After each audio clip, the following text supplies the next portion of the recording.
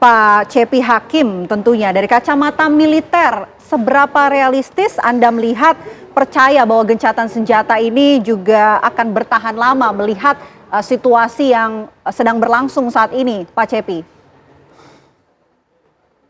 Ya, baik. Setidaknya ada dua hal yang harus menjadi pertimbangan kita ya dalam berhadapan dengan perkembangan terakhir gencatan senjata. Konflik Iran-Israel itu sudah berlangsung lama ya, sejak tahun 79 atau 1980. Oke. Sebuah konflik yang sudah puluhan tahun berlangsung itu tidak mungkin bisa diselesaikan dalam waktu yang singkat. Ya, itu yang pertama. Yang kedua, ceasefire atau gencatan senjata yang terjadi belakangan ini itu tidak tercantum dalam dasar kesepakatan bersama atau kesepakatan sebuah organisasi internasional, dalam hal ini PBB atau POKI atau apapun ya. Sehingga dasar dari gencatan senjata ini ringkih ya, rawan.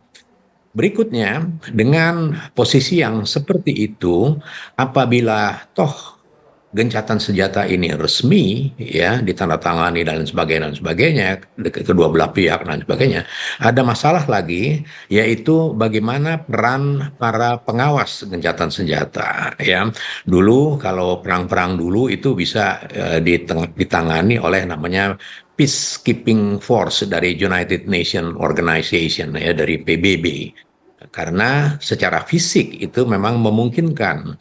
Tetapi perang sekarang ini perang sistem melawan sistem dan tidak terlihat.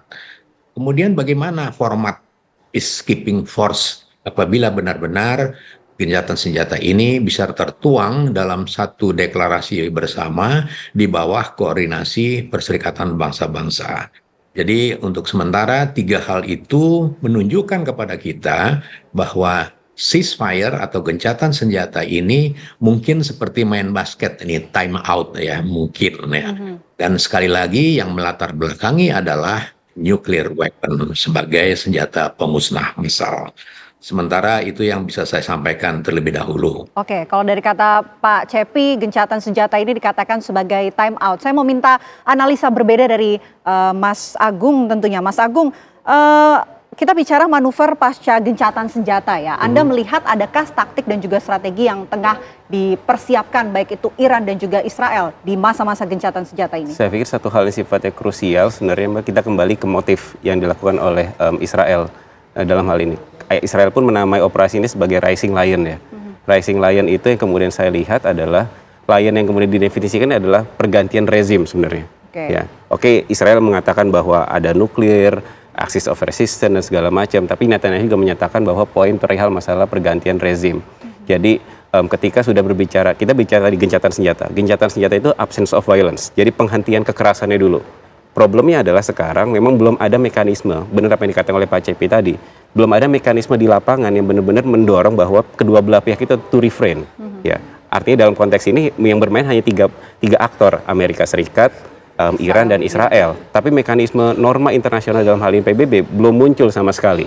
Jadi memang ada titik-titik kerentanan, titik kerapuhan di situ yang memang sangat ya kapanpun bisa ada retaliasi gitu ya. Karena karakter dari kedua belah pihak ini Iran dan Israel sebenarnya karakternya serupa, Mbak. Dalam konteks adalah mereka bisa kapanpun untuk melakukan misalkan aksi retaliasi dalam konteks rudal, itu satu. Yang kedua belum lagi tindakan-tindakan aksi-aksi spionase sebenarnya. Itu sangat terbuka dilakukan oleh kedua belah pihak. Tiba-tiba misalkan yang kemarin kita ketika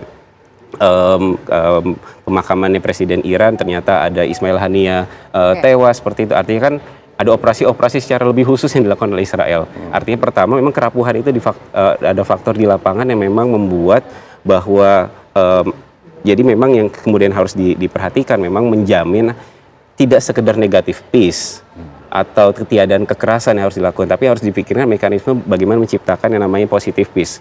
Makanya tadi Pak Smith benar sekali ketika bicara masalah JCPOA, artinya mekanisme bagaimana mendudukkan kedua belah pihak ataupun setidaknya mendorong agar kedua belah pihak duduk dalam meja perundingan seperti itu. Nah, kembali lagi ke yang tadi ketika masalah motif yang dilakukan oleh Israel tadi ya, saya pikir ini menjadi satu lubang besar ya.